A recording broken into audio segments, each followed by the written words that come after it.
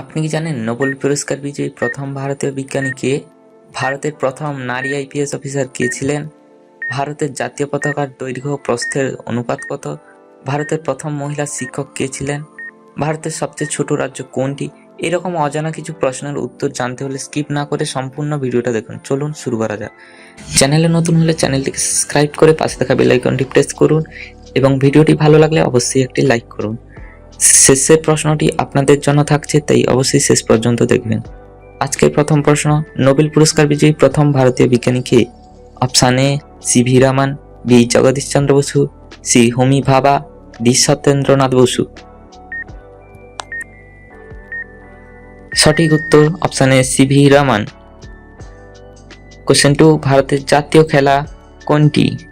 Option A cricket, B football, C hockey, D kabaddi.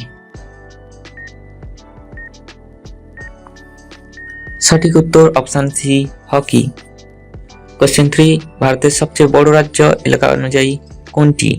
Option A Uttar Pradesh, B Rajasthan, C Madhya Pradesh, D Maharashtra. সঠিক উত্তর option C Rajasthan. Question 4, ভারতের সবচেয়ে ছোট রাজ্য কোনটি? Option A Sikkim, B Goa, C Tripura, D Manipur.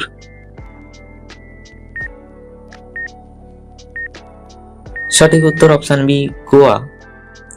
Question 5, ভারতের জাতীয় ফুল কোনটি? অপশান এ গোলাপ, বি সূর্যমুখী, সি গাঁদা, ডি পদ্ম।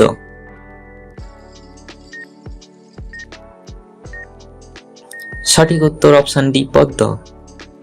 কোশ্চেন 6, সিটি অফ জয় কোন শহরের নাম? Option A Delhi, B Mumbai, C Kolkata, D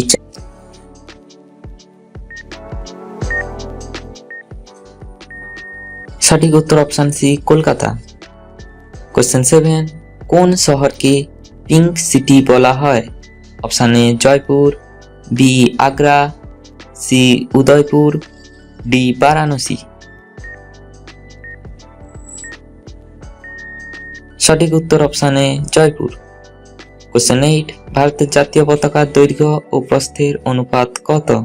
option A 2:1, option B 3:2, C 4:3, D 5:3।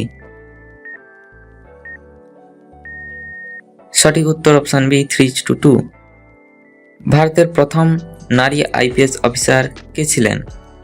Option A Pratibha Patil, B Sarojini Naidu, C Indira Gandhi, D Kiran Devi.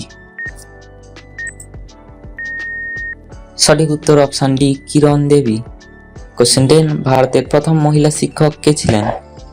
Option A Sarojini Naidu, B Pratibha Patil, C Savitribai Phule, D Begum Rokeya. সঠিক উত্তর সাবিত্রীবাই ফুলে। ভিডিওটি যারা দেখছেন অবশ্যই সাবস্ক্রাইব করে নিন চ্যানেলটিকে। এবং আপনাদের জন্য এই প্রশ্ন, ভারতের লৌহ মানব নামে কে পরিচিত? Option A Bhagat Singh, B Sardar Vallabhbhai Patel, C Subhash Chandra Bose, D Jawaharlal Nehru. সঠিক উত্তরটি আপনারা কমেন্ট করে জানান এবং একটি লাইক করতে ভুলবেন না।